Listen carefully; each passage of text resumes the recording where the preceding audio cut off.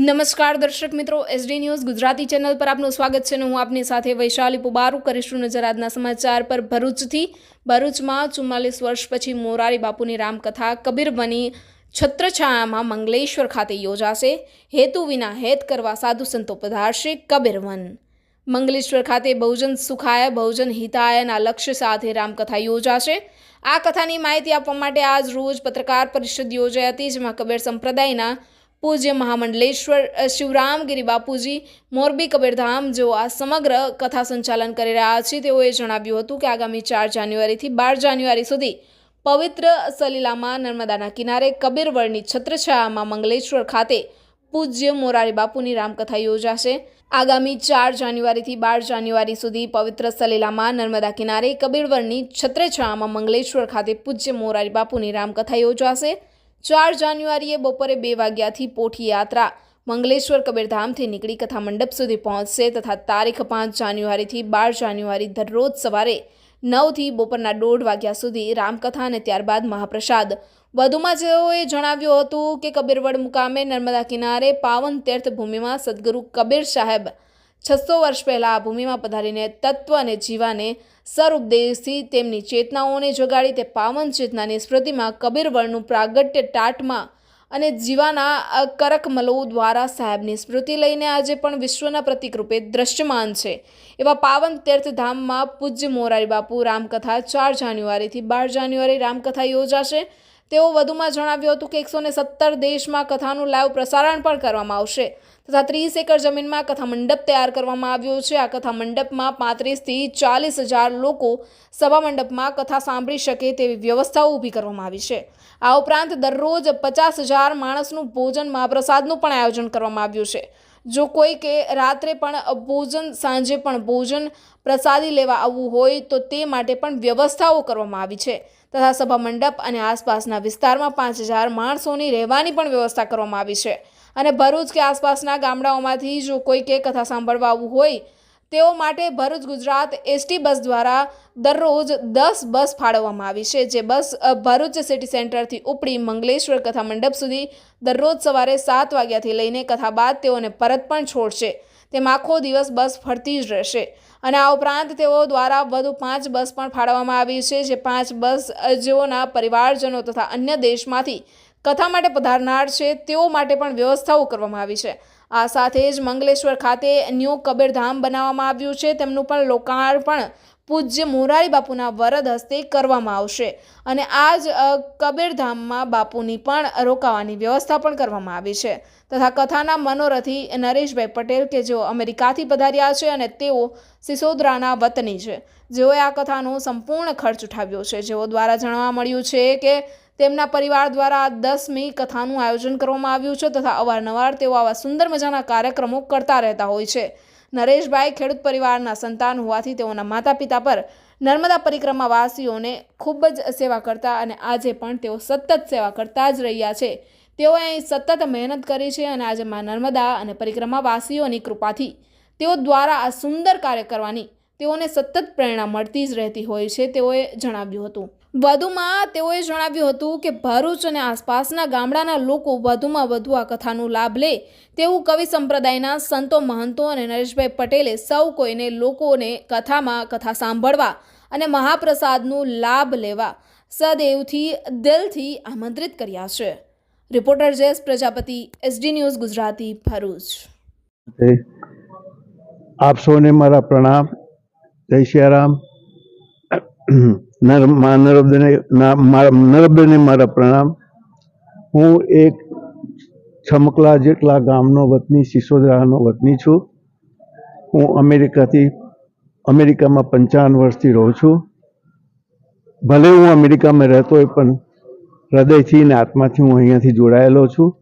અને મા નર્મદાના કાંઠે આ આયોજન થઈ રહ્યું છે એ માત્ર ને માત્ર મારા વડીલોના આશીર્વાદ, મારા મા બાપના આશીર્વાદ, સંતોના આશીર્વાદ અને આ પરકમવાસીઓ જે નર્મદામાં એના કોટના આશીર્વાદથી મને આટલી સફળતા મળી છે અને ત્યાંના સેવાનો લાભ મળ્યો છે.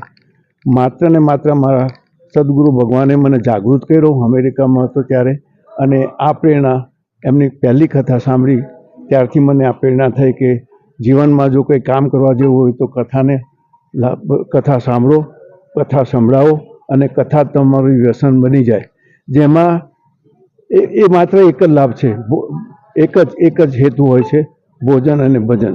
મારી દરેક કથામાં આ જ હેતુ હોય છે, આ સિવાય બીજો હેતુ નથી. આ કથા 117 દેશમાં લાઈવ ટેલિકાસ્ટ થશે. આ કથા 117 દેશમાં લાઈવ ટેલિકાસ્ટ થશે. સમયનો ડિફરન્સ હોય છે, પણ જે સમય ભારતમાં હોય છે એ જ સમય એ દેશમાં હશે. તો આપ બધા આવ્યા આ કથાની જાણ કરી. મારે અહીંના શાસનને એટલી જ રિક્વેસ્ટ કરવાની કે હું 5-1 વીકથી અહીંયા છું. નબીપુર ઉપર જે કામ કર્યું છે રોડનું, અને આ ભરૂચથી અહીંયા મંગલેશ્વર રોડનું જે કામ કર્યું છે, એમાં કોઈ ફેર જ નથી લાગતો. એ જ ખાડા, એ જ મને તો એવું લાગે છે કે એ જનસેવા માટે, શાસક પહેણેનું જનસેવા માટે અને જનહિતાય માટે જ કામ કરી રહ્યા છે. આ કથાનું કામ પણ જનસેવાનું છે અને જનહિતાયનું છે. તો અહીંની સરકાર, અહીંના ગવર્મેન્ટ જો આ થોડો રસ લઈને આ શ્રોતાઓને મદદરૂપ થઈ પડે તો આ રસ્તો જરા ભલે નવો રોડ ના કરે પણ ખાડો તો પૂરે, તો આ શ્રોતાઓને એનો લાભ થશે ને વધારે શ્રોતાઓ લાભ લઈ શકશે. એ જ મારી વિનંતી. સુવિધામાં શું રાખેલું છે બસની સુવિધામાં? બસની સુવિધામાં ગુજરાત એસટી એ જાડેશ્વર ચોકડીથી અને સિટીથી 10 બસો મૂકી છે. એક સવારે 7 વાગ્યાથી શરૂ થશે અને ફરતી જ રહેશે, અને બપોરના કથા પછી પણ 2 વાગ્યાથી એ બસો શરૂ થશે અને ફરતી જ રહેશે.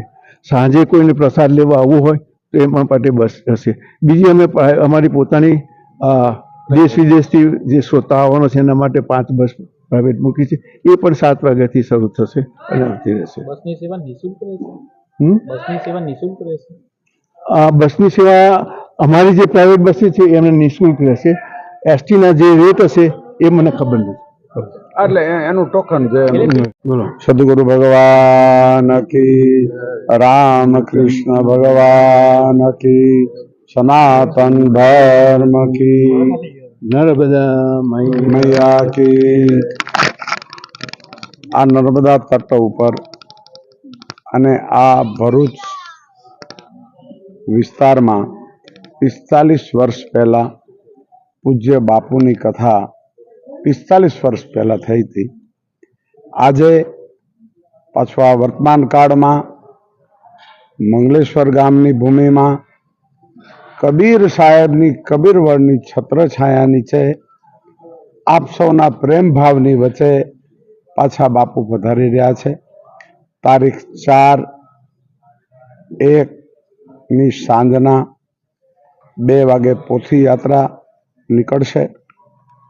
4 વાગે બાપુનું ઉદ્બોધન થશે. ગુજરાતભરના સંતો મહંતો જાગીરના મહંત સાહેબો પધારશે. 4 વાગે કથાનો પ્રારંભ થશે. બીજે દિવસે સવારથી 10 વાગ્યાથી 1:30 વાગ્યા સુધીનો સમય રહેશે. પહેલો દિવસ છે એ જ 4 થી 6 છે, અને એમાં સંતોના કરકમલ દ્વારા દીપ પ્રજ્વાલન કરીને બાપુની રામકથાનો પ્રારંભ થશે. અહીંયા કરવાનો મૂળ હેતુ છે, સદગુરુ કબીર સાહેબ 700 વર્ષ પહેલા આ સાહેબની સાધના સ્થલી છે, જે કબીરવડ તરીકે આ ભૂમિનું પ્રખ્યાત